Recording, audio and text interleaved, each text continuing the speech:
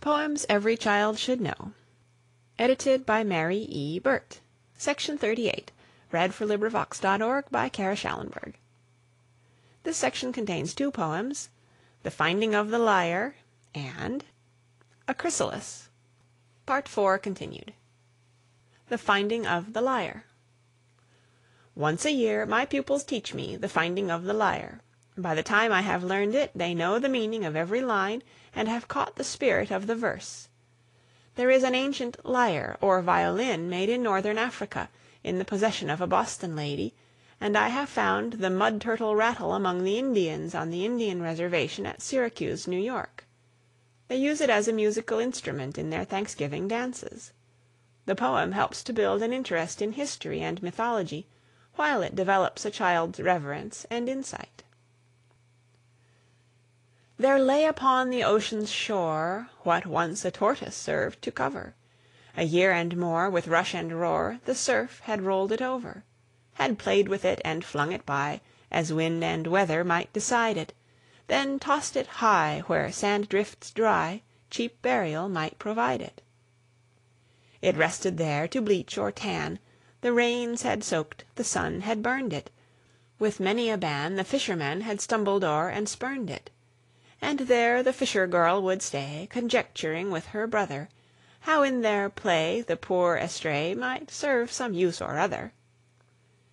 So there it lay, through wet and dry, as empty as the last new sonnet, till by and by came Mercury, and having mused upon it, "Why, here," cried he, "the thing of things, in shape, material, and dimension. Give it but strings, and lo, it sings!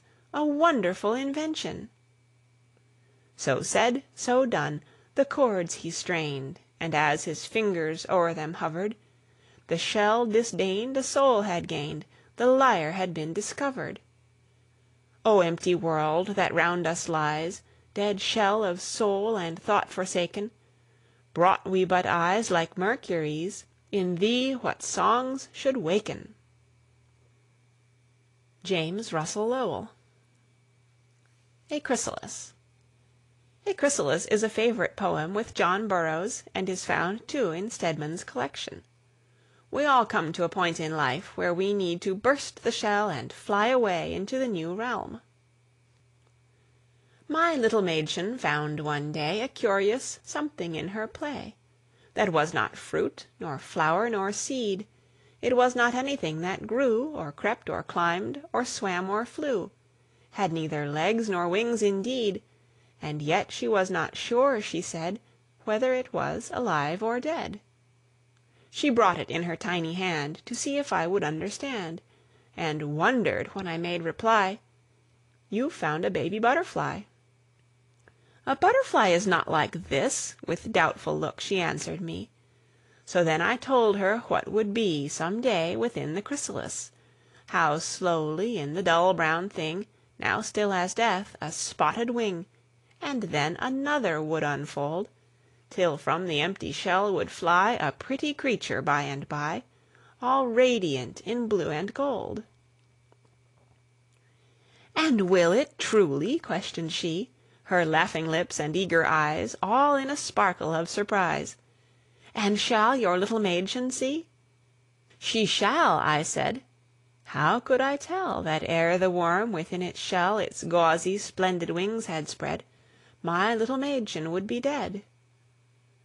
To-day the butterfly has flown, she was not here to see it fly, and sorrowing I wonder why the empty shell is mine alone. Perhaps the secret lies in this, I too had found a chrysalis, and death that robbed me of delight was but the radiant creature's flight. Mary Emily Bradley. End of Section 38. Read by Kara on October 26, 2006, in Oceanside, California.